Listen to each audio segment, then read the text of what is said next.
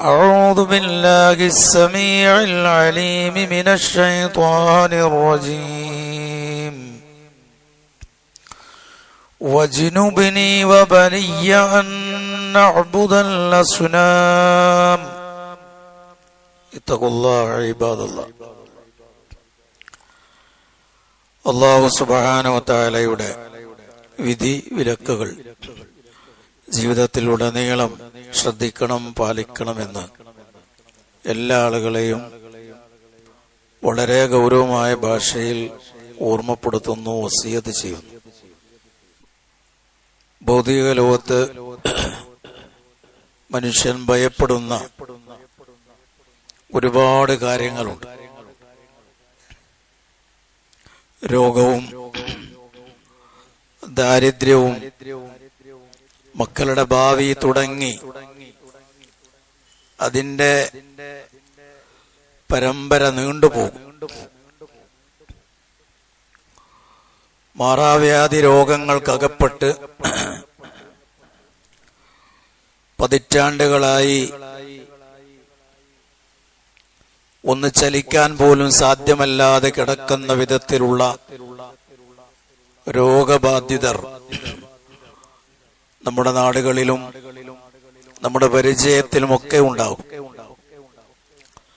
അത്തരം രോഗികളെ കാണുമ്പോൾ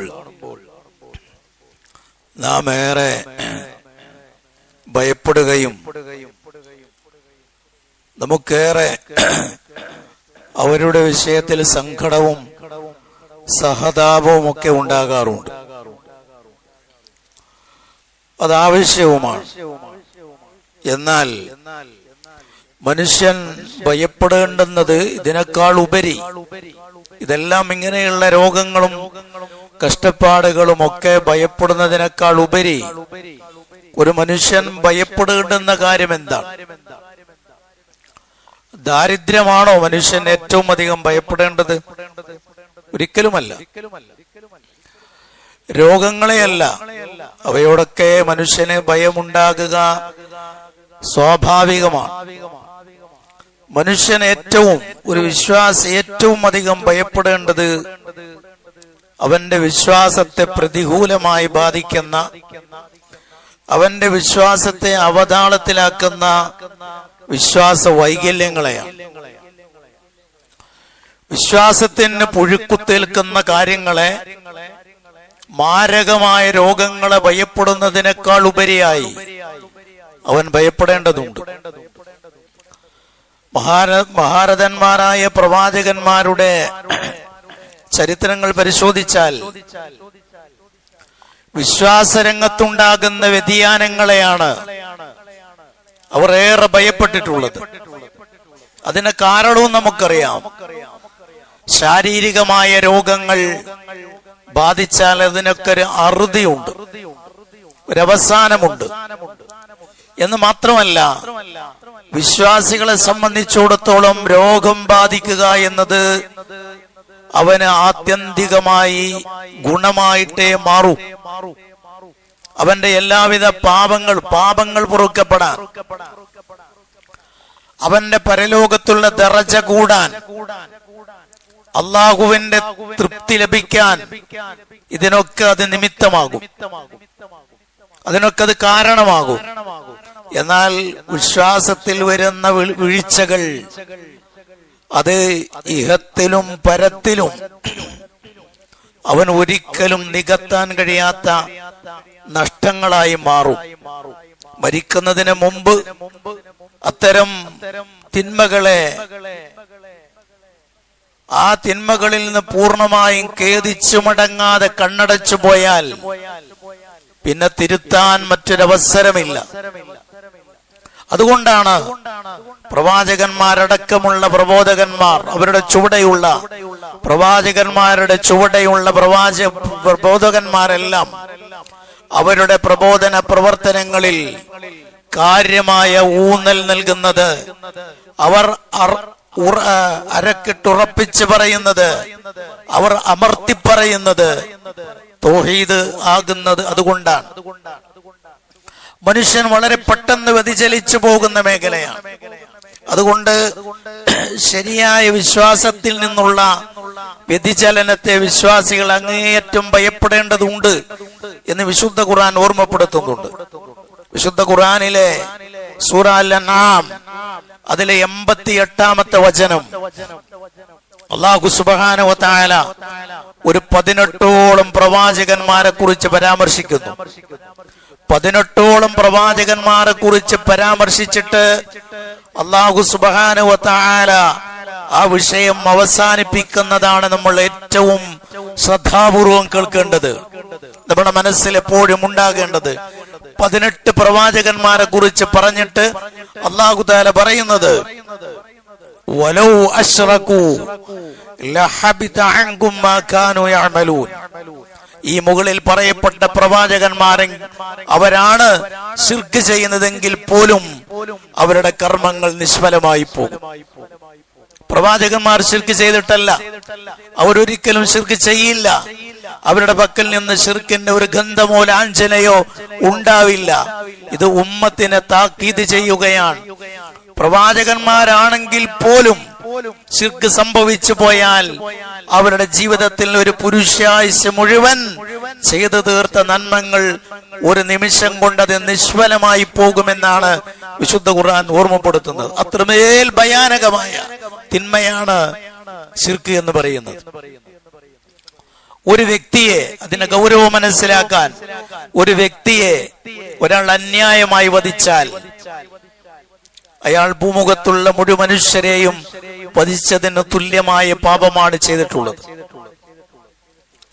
ഒരാളെ കൊന്നാൽ അയാൾ അന്യായമായിട്ടാണ് ആ വ്യക്തിയെ കൊന്നതെങ്കിൽ ആ മനുഷ്യന്റെ പാപത്തിന്റെ ആഴം ഭൂമിയിലുള്ള മനുഷ്യരെ മുഴുവനും കൊന്നതിന് തുല്യമാണ്. എന്നാൽ അങ്ങനെയുള്ള പാപം ചെയ്ത ആൾക്ക് പോലും അല്ലാഹു തആല പുറത്തു കൊടുക്കും. 100 ആളെ കൊന്ന ചരിത്രം റസൂലുള്ളാഹി സ്വല്ലല്ലാഹു അലൈഹി വസല്ലം നമുക്ക് പറഞ്ഞു തന്നിട്ടുണ്ട്. ഞാനത് വിശദമായി പറയുന്നില്ല. 100 ആളെ കൊന്നൊരു വ്യക്തിക്ക് വരെ അല്ലാഹു തആല പുറത്തു കൊടുത്തിട്ടുണ്ട്. ഒരാളെ കൊന്ന ആളുടെ പാപത്തിന്റെ ആഴമാണ് പറഞ്ഞത്. അപ്പൊ 100 വ്യക്തികളെ കൊന്ന ആൾ എത്രമേൽ വലിയ പാപിയായിരിക്കും. അത്രമേൽ പാപം ചെയ്ത ഒരാളുടെ പാപം അല്ലാഹു തആല പുറത്തു കൊടുക്കുന്നു. അത്രമേൽ പാപം ചെയ്ത ഒരാൾക്ക് പുറത്തു കൊടുക്കുന്ന അല്ലാഹു തആലയാണ് പറയുന്നത്, ശിർക്ക് നിങ്ങളുടെ ജീവിതത്തിൽ സംഭവിച്ചാൽ അത് അല്ലാഹു തആല പുറത്തു തരില്ല. മരണപ്പെടുന്നതിന് മുമ്പ് കൃത്യമായി തൗബയുടെ നിബന്ധനകൾ പാലിച്ചുകൊണ്ട് തൗബ ചെയ്തെങ്കിലല്ലാതെ ആ പാപം നിങ്ങൾക്ക് അവൻ പുറത്തു തരില്ല എന്ന് പറയുന്നത് അല്ലാഹു സുബ്ഹാനഹു വ തആലയാണ്.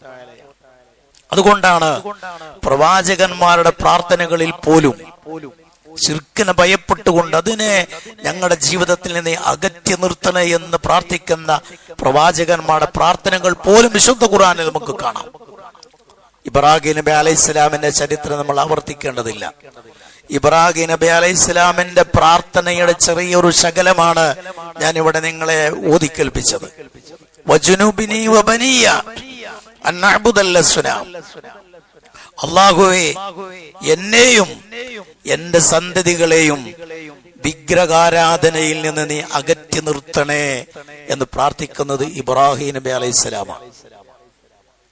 വിഗ്രഹാരാധനയുടെ അതിന്റെ യുക്തിവിരുദ്ധതയും അതിലുള്ള അപകടവും ഒരു സമൂഹത്തെ, ഒരു പുരുഷായുസ് മുഴുവൻ നീണ്ടു നിന്ന ജീവിതകാലം മുഴുവൻ പ്രബോധനം ചെയ്ത ഒരു പ്രവാചകനാണ്. പ്രവാചകന്മാരുടെ അബുൽ അംബിയ, പ്രവാചകന്മാരുടെ പിതാവ് എന്ന പേരിലാണ് ഇബ്രാഹിം നബി അലൈഹിസ്സലാം അറിയപ്പെടുന്നത്.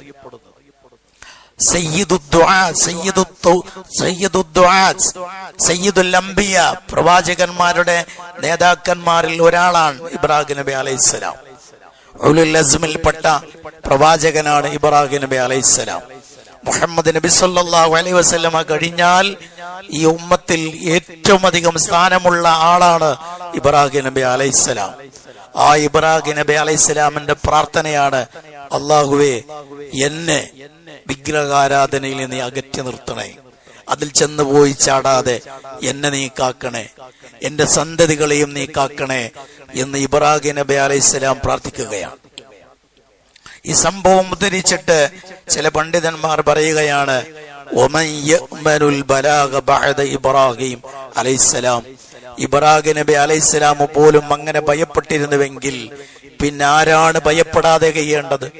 പിന്നെ ആർക്കാണ് ഭയപ്പെടാതെ കഴിയാൻ സാധിക്കുക എന്ന് ചില പണ്ഡിതന്മാർ പറഞ്ഞിട്ടുണ്ട്.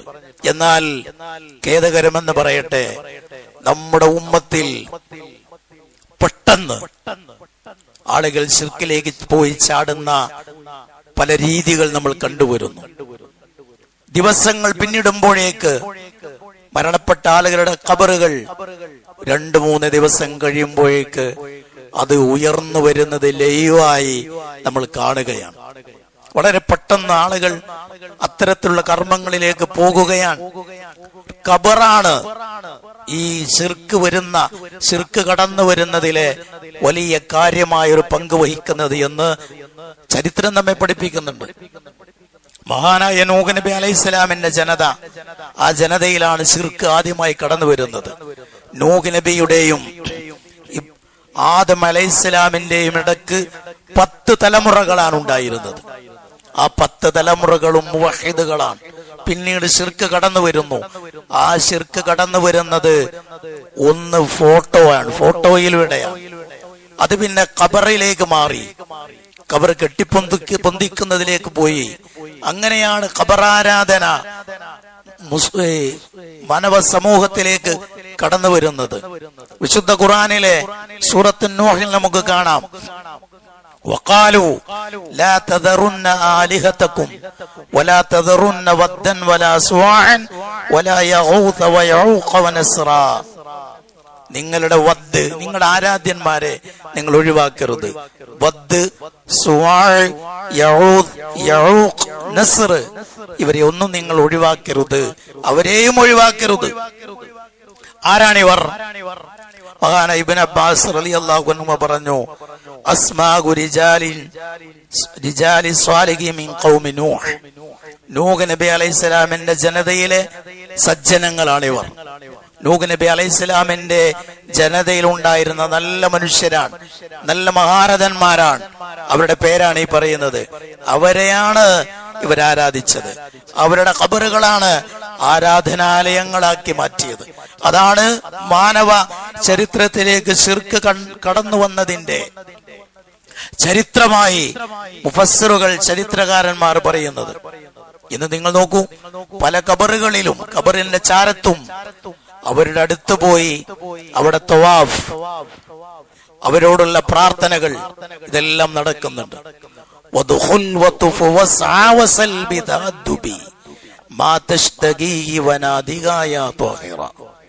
ഒരു മഹദിയുടെ ഖബറിന്റെ അടുക്കൽ പോയി പറയേണ്ടുന്ന കാര്യങ്ങളായി ഭക്തി പുരസ്സരം ആളുകളെ പഠിപ്പിക്കുകയും പറയാൻ പ്രേരിപ്പിക്കുകയും ചെയ്യുന്ന കാര്യമാണ്. ആ ഖബറിന്റെ അടുക്കൽ നീ പ്രവേശിച്ചിട്ട് അവിടെ നീ തവാഫ് ചെയ്തോ, ഈ സഈം ചെയ്തോ, വസൽ ബിതഅദ്ദുബിൻ, അതോടുകൂടെ ചോദിച്ചോ. എന്ത് ചോദിച്ചോ? മാ തശ്തഹി, നീ എന്താണോ കൊതിക്കുന്നത് അതെല്ലാം, ഇന്നത് എന്നില്ല, നിനക്കെന്താണ് വേണ്ടത് അതെല്ലാം ചോദിച്ചോ എന്ന് പറയുന്നു. ഖബറിന്റെ അടുക്കൽ പോയിട്ട് ആളുകളോട് പറയാൻ പ്രേരിപ്പിക്കുകയാണ്. യഥാർത്ഥത്തിൽ ഖബറിന്റെ അടുക്കൽ പോയി അള്ളാഹുവിന് വരെ സുജൂദ് ചെയ്യാൻ പാടില്ലെന്നാണ് ദീൻ പഠിപ്പിക്കുന്നത്. ഒരു ഖബറിന്റെ അടുക്കൽ പോയിട്ട് സുജൂദ് ചെയ്യുന്നത് ഖബറിനല്ല, അള്ളാഹുവിന് വേണ്ടി ഒരാൾ സുജൂദ് ചെയ്യുകയാണെങ്കിൽ പോലും അതുപോലും ദീൻ വിരോധിച്ചതാണ്. മഹാനായ അനസ് ബിൻ മാലിക് റളിയല്ലാഹു തആല അൻഹു, അദ്ദേഹം ഒരിക്കൽ അറിയാതെ ഇങ്ങനെ നിന്ന് നമസ്കരിക്കുകയാണ്. ഒരു സ്ഥലത്ത് ഇങ്ങനെ നിന്ന് നമസ്കരിക്കുമ്പോൾ പിന്നിൽ നിന്ന് ഉമർ റളിയല്ലാഹു തആല അൻഹു ഉറക്കെ വിളിച്ചു പറയുന്നു, അൽ ഖബർ, അൽ ഖബർ, അനസ്, അവിടെ ഒരു ഖബറുണ്ട്, അവിടെ നമസ്കരിക്കല്ലേ എന്നാണ് പറയുന്നത്. അനസ് റളിയല്ലാഹു തആല അൻഹു ഒരിക്കലും ഈ ഖബറിന് വേണ്ടി പ്രാർത്ഥിക്കുകയോ ഖബറാളിയോട് പ്രാർത്ഥിക്കുകയോ അതിനെ ഇബാദത്ത് ചെയ്യുകയോ ഇല്ല എന്ന് നമുക്ക് 100% ഉറപ്പിച്ച് പറയാം. എന്നിട്ട് മഹാനായ ഉമർ റളിയല്ലാഹു തആല അൻഹു പറയുന്നത്, താങ്കൾ നിർവഹിക്കുന്ന അല്ലാഹുവിന് തന്നെയുള്ള ഇബാദത്താണ്, പക്ഷേ അല്ലാഹുവിന്റെ ഇബാദത്താണെങ്കിൽ പോലും അത് ഖബറിന്റെ മുന്നിൽ നിർവഹിക്കാൻ പാടില്ല. ഖബറിന്റെ അടുക്കൽ നിർവഹിക്കാൻ പറഞ്ഞിട്ടുള്ള നമസ്കാരം നിർവഹിക്കാൻ ദീൻ അനുവദിച്ചിട്ടുള്ള നമസ്കാരം മയ്യത്ത് നമസ്കാരമാണ്. അത് മാത്രമേ ഉള്ളൂ. സുജൂദും റുക്കൂഉം വരുന്ന ഒരു നമസ്കാരവും ഖബറിന്റെ അടുക്കൽ ആകാവതല്ല എന്ന് കൃത്യമായി പണ്ഡിതന്മാർ ഇത്തരത്തിലുള്ള ഹദീസുകളുടെ പിമ്പലത്തോടുകൂടെ നമ്മെ പഠിപ്പിക്കുകയാണ്. മഹാനായ റസൂലുള്ളാഹി സ്വല്ലല്ലാഹു അലൈഹി വസല്ലമ മരിക്കുന്നതിന്റെ 5 ദിവസം മുമ്പ് പറഞ്ഞു, ലഅനല്ലാഹുൽ യഹൂദ വൻ നസ്വാറ ഇത്തഖദു ഖുബൂറ അംബിയാഇഹിം മസാജിദ. ജൂത ക്രൈസ്തവരെ അല്ലാഹു തആല ശപിച്ചിരിക്കുന്നു. എന്താണ് കാരണം? അവർ അവരുടെ പ്രവാചകന്മാരുടെ ഖബറുകളെ ആരാധനാലയങ്ങളാക്കി.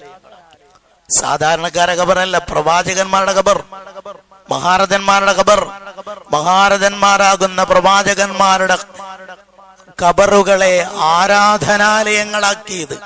അത് കാരണം അല്ലാഹു തആല അവരെ ശപിച്ചിരിക്കുന്നു എന്ന് റസൂലുള്ളാഹി സ്വല്ലല്ലാഹു അലൈഹി വസല്ലമ മരണപ്പെടുന്നതിന്റെ വഫാത്താകുന്നതിന്റെ 5 ദിവസം മുമ്പ് പറഞ്ഞിട്ടുണ്ട്. അതുകൊണ്ട് നിങ്ങൾ അങ്ങനെ ചെയ്യരുത്.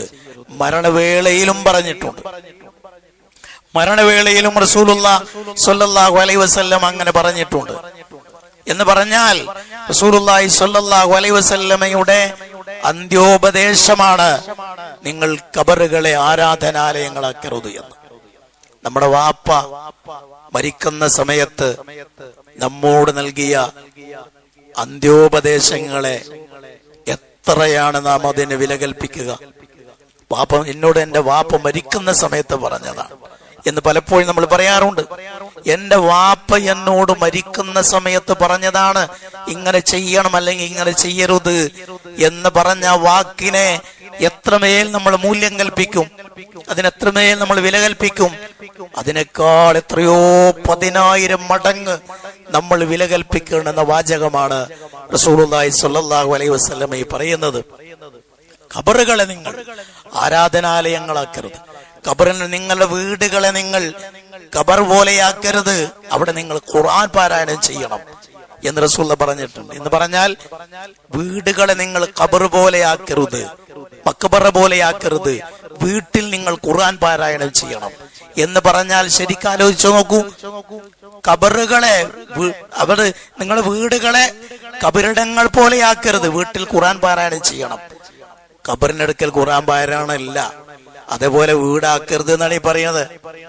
ഖബറിന്റെ അടുക്കൽ പോയിട്ട് ഖുർആൻ പാരായണമില്ല, അതുപോലെ ഖുർആനൊന്നും പാരായണം ചെയ്യാത്ത സ്ഥലമായി ഖബർ പോലെ വീടാക്കരുത്.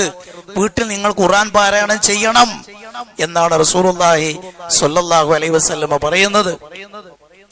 മാത്രമല്ല മഹദി ആയിഷ റളിയല്ലാഹു തആല അൻഹ, ആയിഷ റളിയല്ലാഹു തആല അൻഹ അവരുടെ വീട്ടിലാണ് റസൂലുള്ളാഹി സ്വല്ലല്ലാഹു അലൈഹി വസല്ലമയെ മറമാടിയിട്ടുള്ളത് എന്ന് നമുക്കറിയാം. ആയിഷ റളിയല്ലാഹു തആല അൻഹ നബി സല്ലല്ലാഹു അലൈഹി വസല്ലമയുടെ വഫാത്തിന് ശേഷം 47 വർഷം ജീവിച്ചിട്ടുണ്ട്. നബി മരണപ്പെട്ട് വഫാത്തായി 47 വർഷം ആയിഷ റളിയല്ലാഹു തആല അൻഹ ജീവിച്ചിട്ടുണ്ട്. എവിടെ? ആ വീട്ടിൽ തന്നെ. നബിയുടെ ഖബർ തൊട്ടരികിലുണ്ട്, ഇപ്പുറത്ത് അവർ താമസിക്കുന്നു. ഈ 47 വർഷത്തിനിടക്ക് എപ്പോഴെങ്കിലും ആ ഖബറിന്റെ അടുക്കൽ പോയി ഒരു മെഴുകുതിരി, ഒരു ചന്ദനത്തിരി കത്തിക്കുകയോ അവിടെ പോയിട്ട് ഖുർആൻ പാരായണം ചെയ്യുകയോ അവിടെ എന്തെങ്കിലും ഇബാദത്ത് നിർവഹിക്കുകയോ ചെയ്തതായി ചരിത്രത്തിൽ നമുക്ക് കാണുക സാധ്യമല്ല. ആയിഷ റളിയല്ലാഹു തആല അൻഹയുടെ മാത്രം ചരിത്രം പരിശോധിച്ചാൽ തന്നെ നമുക്കത് കാണാൻ പറ്റും. ഇതൊക്കെ ദീനിന് വിരുദ്ധമാണ്, അങ്ങനെ അവർ ചെയ്തിട്ടില്ല. അവരെന്നല്ല ഒരു സ്വഹാബിയും അങ്ങനെ ചെയ്തിട്ടില്ല എന്ന് കൃത്യമായ തെളിവുകൾ നമുക്കതിനെ കാണാൻ പറ്റുന്നതാണ്. ഇനിയോ ഉയർത്തപ്പെട്ടു നിൽക്കുന്ന ഖബറുകൾ, അത് ശിർക്കിലേക്ക് മനുഷ്യനെ നയിക്കുന്നതിനാൽ ആ ഉയർന്നു നിൽക്കുന്ന ഖബറുകളെ തട്ടി നിരപ്പാക്കണമെന്ന് റസൂലുള്ളാഹി സ്വല്ലല്ലാഹു അലൈഹി വസല്ലമയുടെ ധാരാളം ഹദീസുകളിൽ നമുക്ക് കാണാൻ പറ്റും. റസൂലുള്ളാഹി സ്വല്ലല്ലാഹു അലൈഹി വസല്ലമ ഉയർന്നു നിൽക്കുന്ന ഖബറുകളെ തട്ടി നിരപ്പാക്കണമെന്ന് പറഞ്ഞിട്ടുള്ള ഒരുപാട് ഹദീസുകൾ നമുക്ക് കാണാം. മഹാരഥന്മാരായ പണ്ഡിതന്മാർ പോലും ഈ ഹദീസുകളെ ഉദ്ധരിച്ചുകൊണ്ട് പറഞ്ഞതായി കാണാം. യജിബുൽ മുഗാദറ ലിഹദ്മിഹാ വഹദ്മിൽ ഖിബാബ് അല്ലതി അലൽ ഖുബൂർ. കബറുകളെ മീതെ ഉയർന്നു നിൽക്കുന്ന കുബ്ബകൾ, ആ കുബ്ബകളെ അതിവേഗം എത്രയും പെട്ടെന്ന് അവയെ തകർത്ത് കളയേണ്ടതാണ് എന്ന് പറയുന്നത് മഹാരഥന്മാരായ പണ്ഡിതന്മാരാണ്. ഇബ്നു ഹജറുൽ ഹൈതമി എന്ന് പറയുന്ന മഹാനായ പണ്ഡിതൻ പറയുന്നത് ഉയർന്നു നിൽക്കുന്ന കബറുകളെ നിരപ്പാക്കണം, അതിന്റെ മുകളിലുള്ള കുബ്ബകളെ അത് നിരപ്പാക്കണം. അത് അദ്ദേഹം മനസ്സിലാക്കിയിട്ടുള്ള ഹദീസിന്റെ അടിസ്ഥാനത്തിലാണ്. എന്നിട്ട് അദ്ദേഹം പറയുന്ന വാക്കെന്താണെന്നറിയോ? ഇത് ഹിയ അളറു മിൻ മസ്ജിദിൽ ദിറാർ. ഈ ഖബറിന്റെ മീതെ ഉയർന്നു നിൽക്കുന്ന കെട്ടിടങ്ങളും കുബ്ബകളും ഒക്കെ അത് മസ്ജിദുൽ ദിറാറിനേക്കാൾ അപകടകാരിയാണ്. മസ്ജിദുൽ ദിറാർ എന്ന് പറയുന്നത് മുനാഫിക്കുകൾ, കപടന്മാരുണ്ടാക്കിയ ഒരു പള്ളിയാണ്. കപടന്മാരൊരു പള്ളി ഉണ്ടാക്കി. ആ പള്ളിയുടെ ഉദ്ഘാടനത്തിന് നബി സല്ലല്ലാഹു അലൈഹി വസല്ലമയെ ക്ഷണിച്ചു. അല്ലാഹു സുബ്ഹാനഹു വ തആല വഹയിലൂടെ ആ വിവരം നബിയെ അറിയിച്ചു, അങ്ങനെ ചെയ്യാൻ പാടില്ല എന്ന് പറഞ്ഞപ്പോൾ റസൂൽ അതിൽ നിന്ന് വിട്ടുനിന്നു. ഇങ്ങനെ സമൂഹത്തിന്റെ ഛിദ്രതയുണ്ടാക്കാൻ, ഭിന്നിപ്പുണ്ടാക്കാൻ കപട വിശ്വാസികൾ നിർമ്മിച്ച പള്ളിയാണ് മസ്ജിദുൽ ദിറാർ എന്ന ചരിത്രത്തിൽ അറിയപ്പെടുന്നത്. ആ മസ്ജിദുൽ ദിറാറിനേക്കാൾ അപകടമാണ് ഖബറിന്റെ മീതെയുള്ള കെട്ടിടങ്ങൾ എന്നാണ് മഹാനായ ഇബ്നു ഹജറുൽ ഹൈതമി റഹിമഹുല്ല പറയുന്നത്. അതുകൊണ്ടത് അവിടെയുള്ള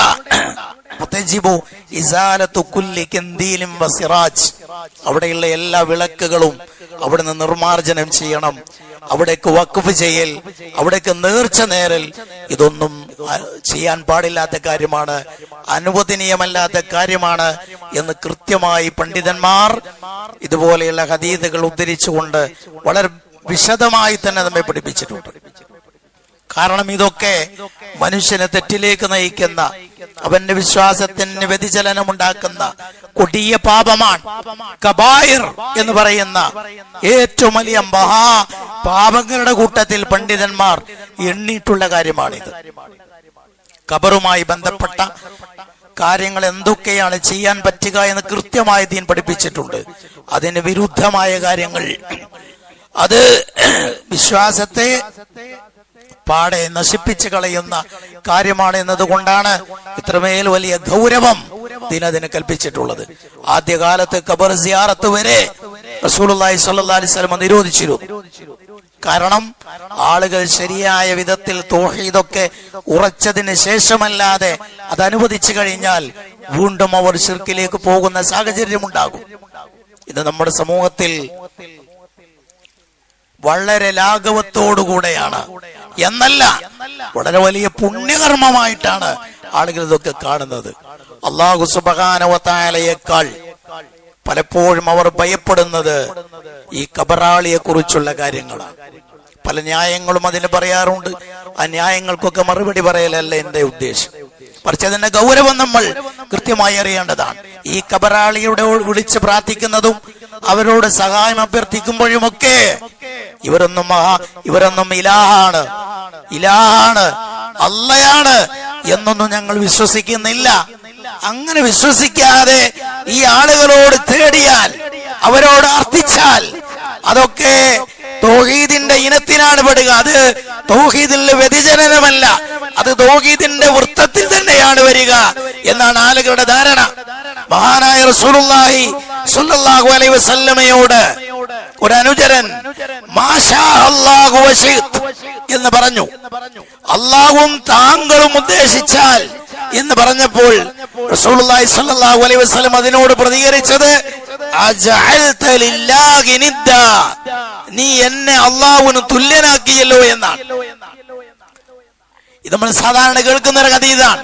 ഇവിടെ നമ്മൾ ആലോചിക്കേണ്ടത് അല്ലാഹുവും താങ്കളും ഉദ്ദേശിച്ചാൽ എന്ന് പറഞ്ഞ ഈ സ്വഹാബി ഒരിക്കലും അല്ലാഹുവും റസൂലും ഒരേപോലെയാണെന്ന് ഒരിക്കലും ധരിച്ചിട്ടില്ല. മുഹമ്മദ് നബി സല്ലല്ലാഹു അലൈഹി വസല്ലമ അല്ലാഹുവിന് തുല്യനാണ് എന്ന് ഒരിക്കലും ആ സ്വഹാബിയുടെ മനസ്സിൽ ഒരു നിമിഷാർദ്ധം പോലും കടന്നുപോയിട്ടില്ല. എന്നിട്ടും റസൂൽ പറയുന്നത് നീ എന്നെ അല്ലാഹുവിന് തുല്യനാക്കിയല്ലോ എന്നാണ്. നീ എന്നെ അല്ലാഹുവിന് തുല്യനാക്കി എന്നാണ്.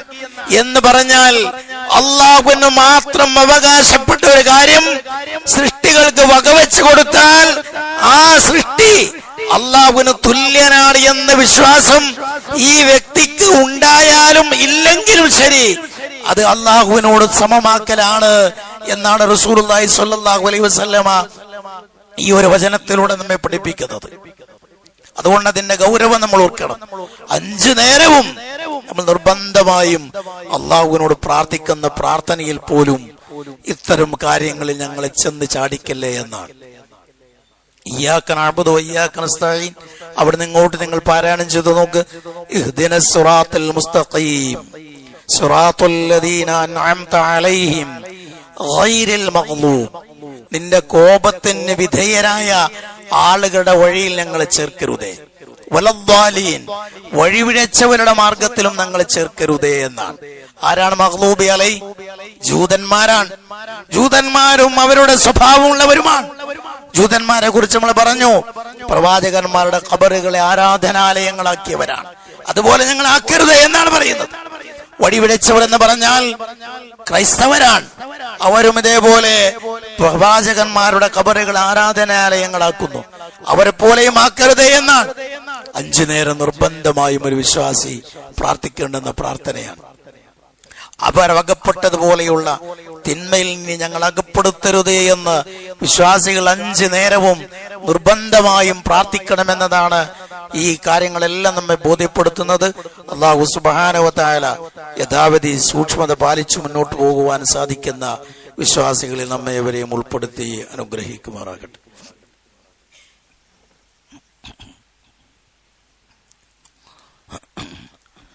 അൽഹംദുലില്ലാഹി റബ്ബിൽ ആലമീൻ വസ്സലാത്തു വസ്സലാമു അലൽ അക്മലാൻ അലൽ മബ്ഊസ് റഹ്മത്തൻ ലിൽ ആലമീൻ വഅലാ ആലിഹി വസഹ്ബിഹി അജ്മഈൻ. അമ്മാ ബഅദ്. ഇത്തഖുല്ലാഹ ഇബാദല്ലാഹ്.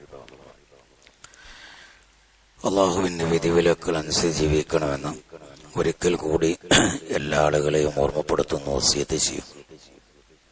സഹോദരന്മാരെ, ഒരു വിശ്വാസി അവന്റെ ജീവിതത്തിൽ ദിനംപ്രതി ഒരു ദിവസം പോലും ഒഴിവാക്കാതെ അവൻ നിഷ്ഠയോടുകൂടെ നിർവഹിക്കേണ്ടുന്ന ചില പ്രാർത്ഥനകളുണ്ട്. ചില സൂറത്തുകൾ നിശ്ചിത സമയങ്ങളിൽ പാരായണം ചെയ്യാൻ റസൂൽ പറഞ്ഞിട്ടുണ്ട്. ആ 2 സൂറത്തുകളിൽ ഏറ്റവും പ്രധാനമാണ് സൂറ ഇഖ്ലാസ്, സൂറത്ത് കാഫിറൂൻ. ഇതൊരു വിശ്വാസി അവന്റെ ജീവിതത്തിൽ ഒരു ദിനം എത്രയോ തവണ പാരായണം ചെയ്യേണ്ടതുണ്ട്. സുബഹി നമസ്കാരത്തിന്റെ മുമ്പുള്ള 2 റക്അത്ത് സുന്നത്ത് നമസ്കാരത്തിൽ സൂറത്തുൽ ഇഖ്ലാസും കാഫിറൂനും പാരായണം ചെയ്യണം എന്ന് നബി സല്ലല്ലാഹു അലൈഹി വസല്ലമ പറഞ്ഞിട്ടുണ്ട്. രാത്രി കിടന്നുറങ്ങുമ്പോൾ അതിന്റെ മുന്നോടിയായി സൂറ ഇഖ്ലാസ് നമ്മൾ പാരായണം ചെയ്യേണ്ടതുണ്ട്. സൂറത്ത് കാഫിറൂനും പാരായണം ചെയ്യാൻ ചില റിവായത്തുകളിൽ നമുക്ക് കാണാൻ പറ്റും. തവാഫ് കഴിഞ്ഞാൽ 2 റക്അത്ത് സുന്നത്ത് നമസ്കാരമുണ്ട്. ആ സുന്നത്ത് നമസ്കാരത്തിലും പാരായണം ചെയ്യേണ്ടുന്ന 2 സൂറത്തുകളാണ് സൂറത്ത് ഇഖ്ലാസും സൂറത്തുൽ കാഫിറൂനും. പലതവണയായി നമ്മൾ പാരായണം ചെയ്യേണ്ടുന്ന ഈ സൂറത്തുകളുടെ ഉള്ളടക്കം എന്താണ്? ഇത് 2ഉം പൂർണ്ണമായ തൗഹീദാണ്, സമ്പൂർണമായ തൗഹീദാണ് ഈ 2 വചനങ്ങളിലുമുള്ളത്. രാവിലെയും വൈകുന്നേരമുള്ള പ്രാർത്ഥനകളിൽ, അദ്കാറുകളിൽ പാരായണം ചെയ്യേണ്ടുന്ന സൂറത്തിൽപ്പെട്ടതാണ് ഇഖ്ലാസ്. രാവിലെയും പാരായണം ചെയ്യണം, വൈകുന്നേരം പാരായണം ചെയ്യണം, കിടന്നുറങ്ങുന്ന സമയത്ത് 3 തവണ അവൻ പാരായണം ചെയ്യണം. ഇങ്ങനെ എത്രയോ തവണ ഒരു ദിവസം തന്നെ പാരായണം ചെയ്യാൻ കൽപ്പിക്കപ്പെട്ട സൂറത്തുകളാണ്. ഇതൊക്കെ അർത്ഥമാക്കുന്നത് സദാസമയവും ഒരു വിശ്വാസി ഈ തൗഹീദിനെ കുറിച്ച് സജീവമായ ബോധമുള്ളവനാകണം എന്നതാണ്. റസൂലുള്ളാഹി സ്വല്ലല്ലാഹു അലൈഹി വസല്ലമയുടെ പ്രാർത്ഥനകളിൽ ഒരു ദിവസം പലതവണയായി റസൂലുള്ളാഹി സ്വല്ലല്ലാഹു അലൈഹി വസല്ലമ പതിവായി കുഫറിൽ നിന്ന് രക്ഷ തേടിയിരുന്നു, ശിർക്കിൽ നിന്ന് കാവൽ ചോദിച്ചിരുന്നു. സയ്യിദുൽ അംബിയ, പ്രവാചകന്മാരുടെ നേതാവായ റസൂൽ സ്വല്ലല്ലാഹു അലൈഹി വസല്ലമ ഒരു ദിവസം തന്നെ 5ഉം 6ഉം തവണയൊക്കെ അല്ലാഹുവേ ശിർക്കിൽ നിന്നും കുഫറിൽ നിന്നും കാക്കണേ എന്ന് പ്രാർത്ഥിച്ചിരുന്നു. എന്ന് പറഞ്ഞാൽ ഒരു വിശ്വാസി അവന്റെ ജീവിതത്തിൽ ഏറെ ഗൗരവത്തോടു കൂടെ കാണേണ്ടുന്ന കാര്യമാണ്. ശിർക്കിന്റെ ലാഞ്ചന പോലും അതിന്റെ ഗന്ധം പോലും ഏൽക്കാതെ അവന്റെ ജീവിതത്തെ അത് കടന്നു വരാതെ പ്രതിരോധിച്ച് നിർത്തുക എന്ന് പറയുന്നത്. കാരണം അതിന് അപകടം ഒരുപാടുണ്ട്.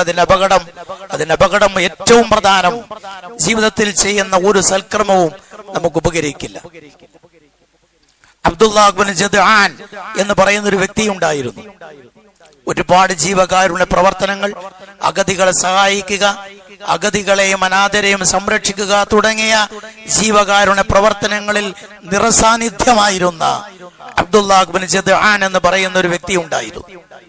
ആയിഷ റളിയല്ലാഹു തആല ഒരിക്കൽ നബി സല്ലല്ലാഹു അലൈഹി വസല്ലമയോട് ചോദിച്ചു, ഈ അബ്ദുല്ലാഹ് ഇബ്നു ജദ്ആൻ ചെയ്ത ഈ പുണ്യകർമ്മങ്ങൾ അയാൾക്ക് വല്ല പ്രയോജനവും അതുകൊണ്ട് കിട്ടുമോ എന്ന് ചോദിച്ചപ്പോൾ റസൂൽ പറഞ്ഞത്, ഒരു പ്രയോജനവും അതുകൊണ്ടുണ്ടാവില്ല. കാരണം ഒരിക്കൽ പോലും അയാൾ അള്ളാഹുവിനോട് മാത്രം പ്രാർത്ഥിച്ച ആളല്ല, മുവഹിദല്ല. അതുകൊണ്ട് ആ പ്രാർത്ഥനക്ക് അയാളുടെ ഈ പുണ്യകർമ്മങ്ങൾക്ക് ഒരു പ്രയോജനം ഉണ്ടാകുകയില്ല എന്ന് നബി സല്ലല്ലാഹു അലൈഹി വസല്ലമ പറഞ്ഞതായി കാണാം. എന്ന് മാത്രമല്ല, ഇനി നമ്മൾ ശിർക്കോടുകൂടെ മരണപ്പെട്ടു പോയാൽ 1 കോടി മനുഷ്യർ നമ്മുടെ ജനാസ നമസ്കരിച്ചാലും ആ ഒരു പ്രാർത്ഥനയുടെ ഫലം നമുക്ക് കിട്ടില്ല. നേരെ മറിച്ച് നമ്മൾ മുവഹിദായി മരിച്ചു പോയാൽ കുറഞ്ഞ ആളുകളാണ് പ്രാർത്ഥിക്കുന്നതെങ്കിൽ ആ പ്രാർത്ഥിക്കുന്ന വ്യക്തികളും മുവഹിദുകളാണെങ്കിൽ നമുക്കതിന്റെ പ്രയോജനം കിട്ടും.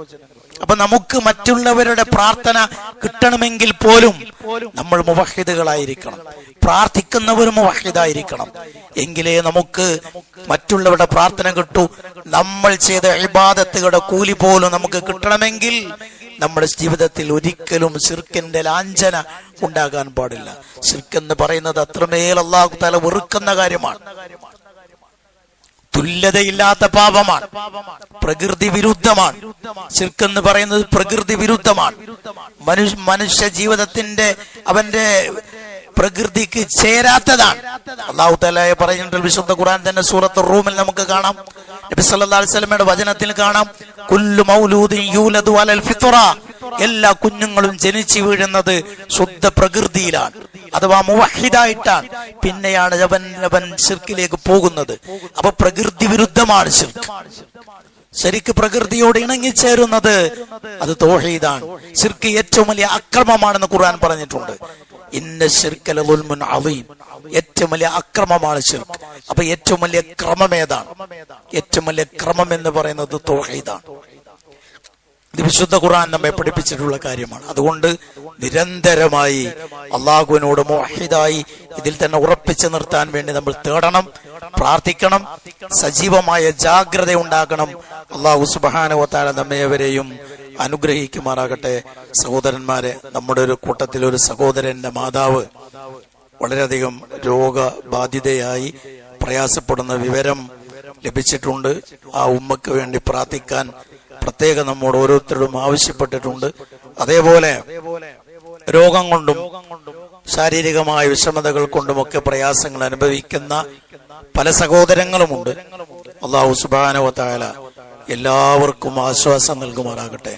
എല്ലാവരുടെയും പ്രയാസങ്ങൾ അല്ലാഹു ദൂരീകരിച്ചു കൊടുക്കുമാറാകട്ടെ.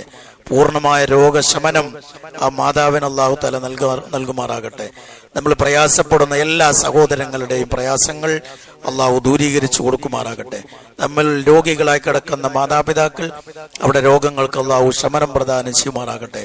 മരണപ്പെട്ടു പോയ നമ്മുടെ മാതാപിതാക്കൾക്ക് അല്ലാഹു മഗ്ഫിറത്തും റഹ്മത്തും നൽകി അവരെ അനുഗ്രഹിക്കുമാറാകട്ടെ. ജന്നാത്തുൽ ഫിർദൗസിൽ അവരെയും നമ്മയും ഒക്കെ അല്ലാഹു ഒരുമിച്ച് കൂട്ടി തരുമാറാകട്ടെ. ജീവിക്കുന്ന കാലത്തോളം യഥാർത്ഥ മുഅ്മിനായി ജീവിച്ച് മരിക്കുമ്പോൾ പരിപൂർണ ഈമാനോടുകൂടെ കണ്ണടക്കാൻ സാധിക്കുന്ന സൗഭാഗ്യവാന്മാരിൽ അല്ലാഹു തആല നമ്മേവരെയും ഉൾപ്പെടുത്തി അനുഗ്രഹിക്കുമാറാകട്ടെ. അല്ലാഹുമ്മ ഗ്ഫിർ ലിൽ മുഅ്മിനീന വൽ മുഅ്മിനാത്ത് വൽ മുസ്ലിമീന വൽ മുസ്ലിമാത്ത് الأحياء منكم والأموات إنك مجيب الدعوة يا قاضي الحاجات. اللهم أجرنا من النار. اللهم أحينا على الكتاب والسنة ومتنا مع الإيمان والتوبة يا